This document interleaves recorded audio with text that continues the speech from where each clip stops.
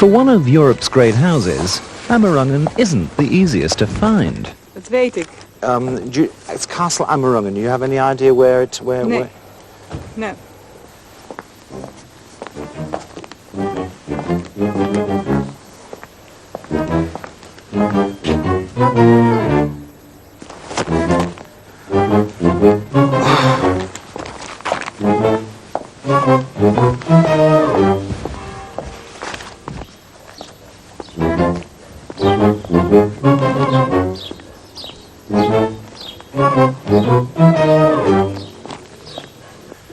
With the, it's a Castle Amerongen. Castile? It's there.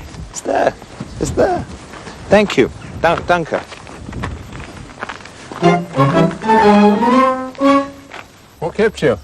Well, I have to say, I didn't expect to find it on the edge of the village square. Well, it's very ingenious. He made the village square part of the approach to the house. An outer courtyard, in fact. Most ingenious. Shall we? Let's go.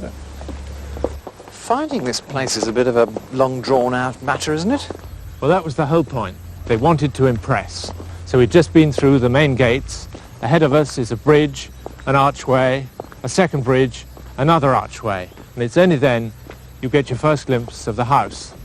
In Holland, you have this water everywhere, and so you can have a house set not just in one moat, but in several. And you've got a first island, a second island, and a third island. And the third island on which the house stands is approached by two bridges, an upper bridge and a lower bridge. The lower bridge for the servants, and the upper bridge for the owner and his guests.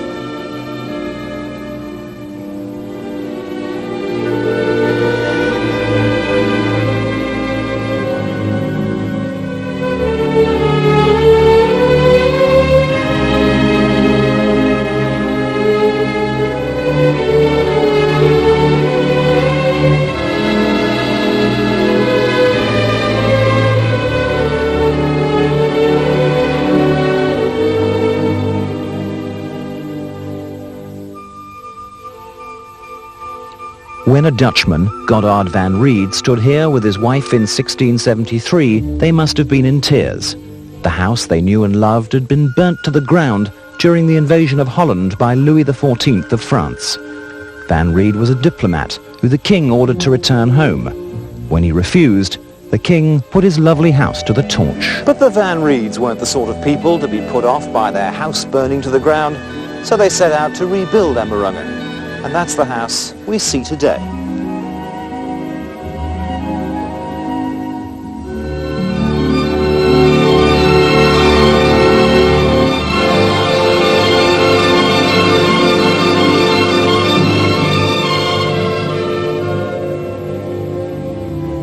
This is one of the finest late 17th century houses in Holland.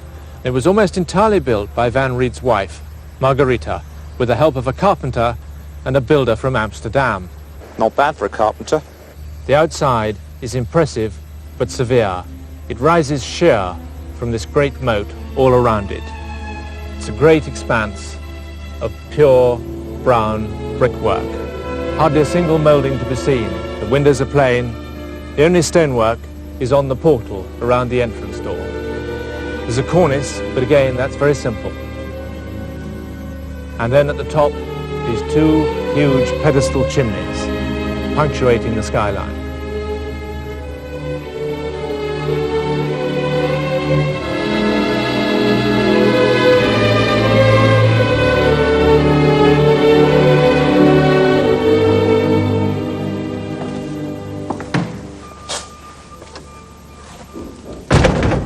Well, nothing on the outside could prepare you for this, really.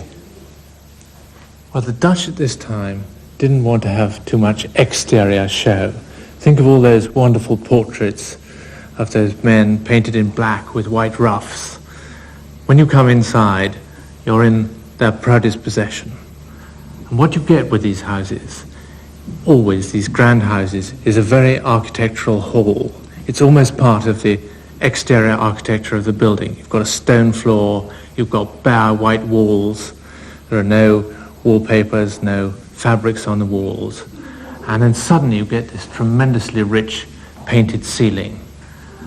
You've got this very strong decoration, like the acanthus on a classical capital, but multiplied 10, 15 times. And the other thing which the hall showed was the grandeur and importance of the family. And here you have, right in the centre, this very splendid coat of arms. You can see the shield in the centre with all the quarterings of the family, these two spectacular griffins, and then hanging below, the proudest possession of all, the Order of the Elephant given to them by the King of Denmark. And this is original, untouched, unrestored. Well, what I think is wonderful in this house is this fantastic feeling you have of the late 17th century. It's incredibly strong, powerful. It's exactly the opposite of the lightness and grace and delicacy which came in with the 18th century. Here is a house which speaks of soldiering, of hunting, of manly pursuits. Well, there are some military bits and pieces around, these drums and cannon. Well, exactly. I think these were all brought in, perhaps some of them a bit later, to strengthen the atmosphere. You've got the cannons, the drums, as you say, and then around the walls you've got portraits of soldiers in different Dutch regiments, and they were brought in again through a family connection. Now look, I failed my history exams, Marcus, but I recognise William and Mary anywhere. Well, grand families wanted to have portraits or busts of the King and Queen in their houses. And here, the son of the builder went to England with William. And so you have both King William and Queen Mary of England. And in this house, you actually also have the bedroom, which King William came to stay here on frequent occasions. The story of Amerongen includes not only the Van Reeds, but the Earls of Athlone, and later Count Bentinck, who owned it from 1879 to 1940. This is the Count's study, from where he directed operations while he restored the 17th century house and added his own trophies collected during his years as a statesman. The Count was a bit of a showman. To him, the house was a stage on which to display portraits of all those who'd been involved in its history, including himself.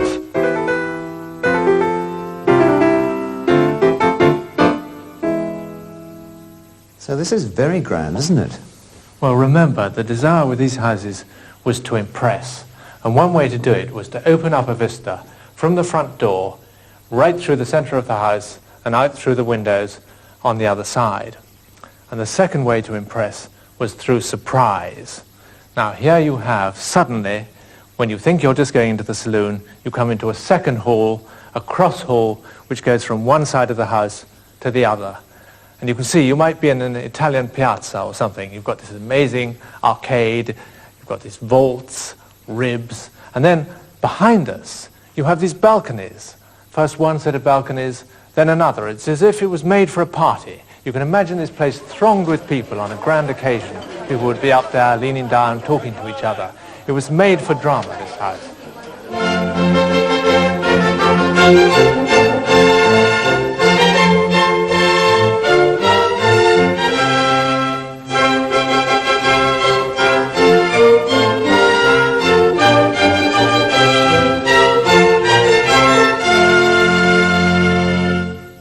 Now, Margaretha van Reed wanted a house full of bare walls, so the architectural details of the place could be appreciated. But the man who inherited Amerongen from her in the 19th century, Count Bentinck, thought of it more as a showcase. Who was right? The glory of these great houses in Europe is that they don't just represent one period in history, but several. So you have the plain white walls, these wonderful, rather blackened portraits, which were here originally. And then into this, Count Bentinck introduced a whole element of history. It's to do with collecting. There are these wonderful tapestries, furniture, for all sorts of family memento. So throughout this house, you have the story of two people, at least two people, enriching it all the time. Now, that's what I call a diplomatic answer. They're a family of diplomats, most appropriate. And what more could a diplomat want than a splendid red saloon like this? You can imagine a powdered footman flinging open the double doors as we enter. What a magnificent room.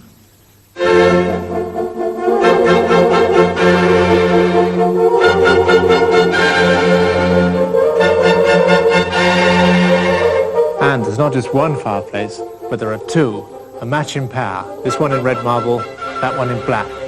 And the marble was a gift from the Elector of Brandenburg, and it's his picture on a horse, naturally, a charger, and that of his wife on the other one, which hang over the two chimney pieces. Another modest little ceiling, I see. Well, you can see this is 17th century plasterwork at its richest. There are eagles in the corners, huge shells large enough for a life-size Venus to spring out of. There are these wonderful garlands of fruit and flowers, and these incredible pieces of foliage, swirls of them like whirlpools. It seems a bit sad to see it empty. I mean, this would have been a marvellous place to have a party, I imagine. Well, I counted up, I think there are enough seats here for 30 people. You can imagine it was a room meant for entertainment, meant to be filled with people. But the chairs like these, were very much part of the architecture. You can see there's no carving on the back. All the ornament is on the front. They stood against the wall when the room wasn't in use, and then, of course, when people came in, they were pulled up, made to form circles, and the room came alive. This house has some amazing furniture in it, doesn't it? Well, yes, here are a spectacular pair of these Dutch inlaid cabinets by a cabinet maker from Amsterdam called Van Meegeren. And you can see these beautiful pictures of vases of flowers. You can see every petal of each flower, each leaf. What's rather intriguing, this is another Baroque trick, that the picture shows a piece of furniture in a piece of furniture. And the other thing which is important and remarkable about this house is that all this furniture of different periods is still here. And it's here because this was partly an English family. They were both in England and Holland. So they had the English system of inheritance, that only the eldest son inherited. So it wasn't divided between all the children, as happened with so many houses on the continent.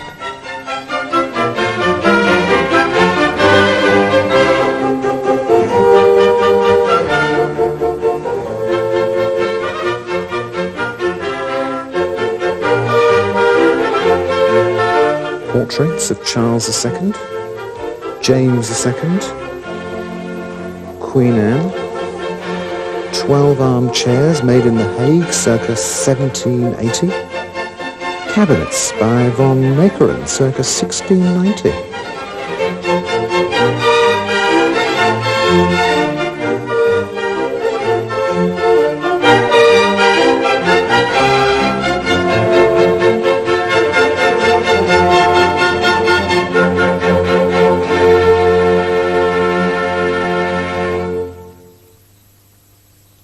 I've got a soft spot for old Bentinck. He was a romantic who came to this house after it had been closed up for more than a century. His library shows that he was well-read and well-travelled, and what he did in the rest of the house tells us that he had an eye for detail. He employed the architect Kuipers to make subtle changes. The visitor's book suggests that the two of them sat here on many occasions discussing how they'd change the grander parts of the house. Now this is the grandest type of 17th century staircase, an imperial staircase, two flights merging into one. Now if you think of the staircase in Gone with the Wind, that was a ballroom staircase designed for ladies to descend in great gowns. Now this was a staircase designed to go up, and if the Van Raeders had been giving a great reception, you can imagine them at the top of this staircase. We would be behind a line of noblemen waiting here, overawed by this enormous hall above us.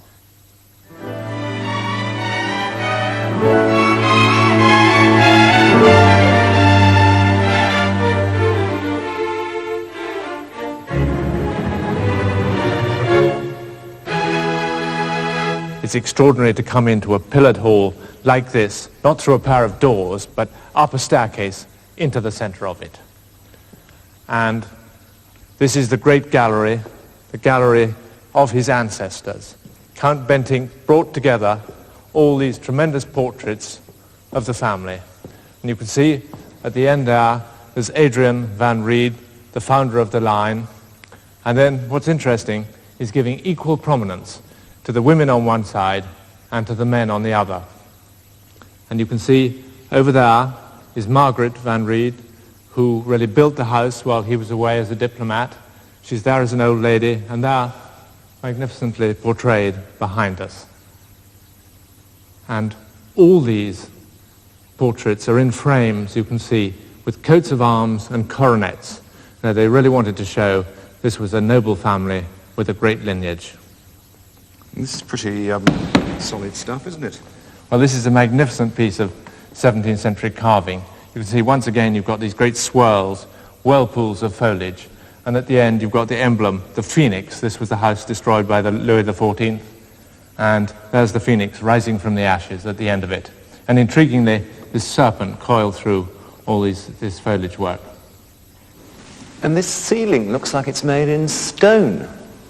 Well, that's it. It's painted to look like stone. It's what's called grisaille, grey painting in imitation of carved relief. And you can see there's classical foliage and these four great panels with the four seasons, spring, summer, autumn, and these seraphim heads. And then right in the center, it looks as if you see the sky with 100 doves bursting up into the air above us. Now, this was all done, this painting, for Count Bentinck by Kuipers. And it was an enrichment of the original 17th century hall. The 17th century hall had the pillars, but it was Kuipers who added the marble.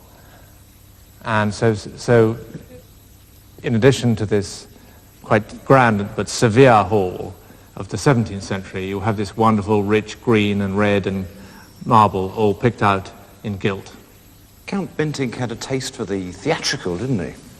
Yes, well, you can see that in the way this hall is lit, that the candlesticks around the room are actually held by human arms. They're 17th century, but he must have increased them in number so that there's one on every single pillar around the room. Think of old Count Bentinck as an impresario. The Great Hall was the finale of his finest performance. Kuipers died in 1921, but the Count went on making changes until just a few years before his death at the start of the Second World War. But their collaboration will be remembered best in the Great Gallery, a perfect example of what wealth and good taste can achieve. We've been all over this house. We've admired the fine furniture and paintings. Overall, how do you rate it? Well, I think it's a house with great atmosphere and a wonderful sense of family history. It's true 17th century grandeur, very subtly enriched at the end of the 19th century. And our generation has done its bit too. It might have been bare walls, no furniture, but it's all here and it's a triumph.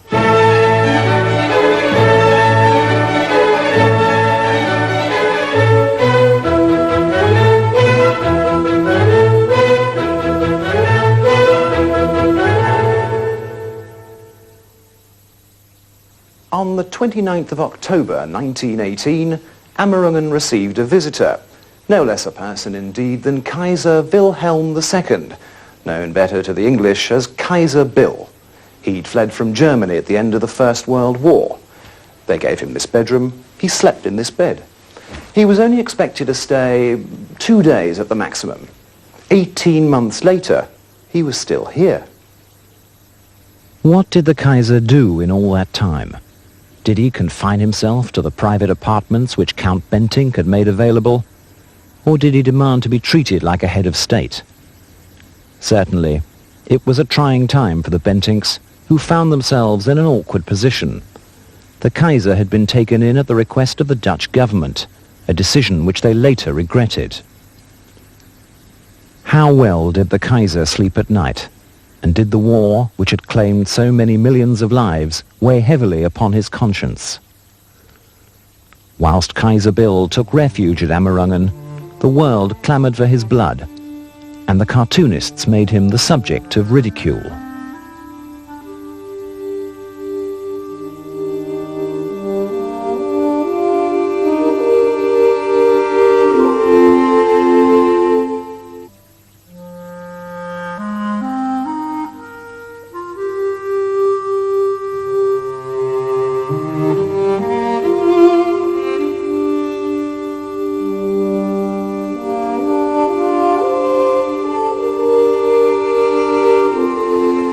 On the 9th of November 1918, the Kaiser sat at this desk and signed the letter of abdication. The German monarchy was finished, a republic was set up in Berlin. No one really knew what to do with the old boy, and frankly no one much cared, except perhaps the British press. Had he the heart to feel for others, he would have shrunk from leading Europe into the carnage which preceded his departure from Berlin. Most people will agree that the castle is much too fine for its present occupant. Had he lived in the Middle Ages and been English, he would have found lodging in the Tower until such time as he atoned for his guilt on the block. The press was not only interested in the Kaiser's fate, but also, in true tabloid style, in the house in which he was staying. Page after page was devoted to Amerongen, its history, the room in which the abdication was signed, the fine tapestries which hung on the walls. Why, asked some, was the disgraced Kaiser being allowed to live in such splendid surroundings when, for his actions, he should be facing the fires of hell? The Kaiser finally left Amerongen in May 1920. He later died in Doorn, a few miles down the road. Today you can just about imagine bumping into the ghost of the Van Rieds, or the Earl of Athlone, old Count Bentinck, maybe Kaiser Bill. Any one of them would recognize Amerongen. It may not have been then, but it certainly is now, one of the great houses of Europe.